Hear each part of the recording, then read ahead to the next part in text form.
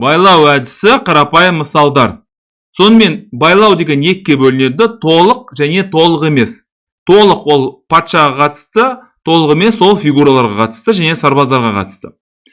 Соның ішінде тағы да бөлінеді. Ол тік жолғы байлау, қиғаш жолғы және көлденең жолғы байлау болады. Енді рет-ретімен талқылайық. Тура А4 бұл енді байлау әдісі, толық байлау, өткені патшаға қатысты бар, және сіздер аспалы фигураға шабуыл жасайсыздар.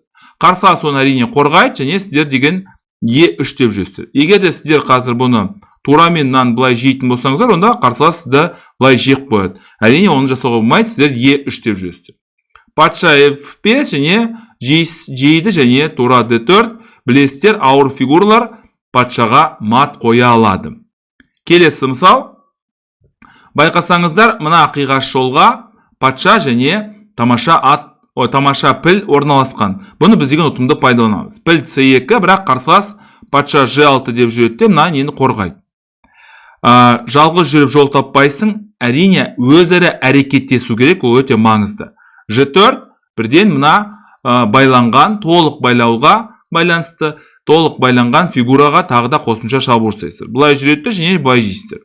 Бұл жердегі мына сарбаз маңызды, мына піл керемет маңызды деп айтамын. Өйткені піл деген піл болып қалады, ал мына сарбаз ерте ме кеш пе әрине уәзірге айналады. Және кішкене сәл-пәл күрделі мысалды көрсетейік.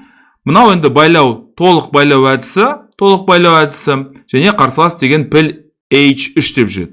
Бұл шеге деп айтылады, піл шеге. Бұны әрине былай жеуге болмайды, өйткені мына патшаның жолы ашылып болады.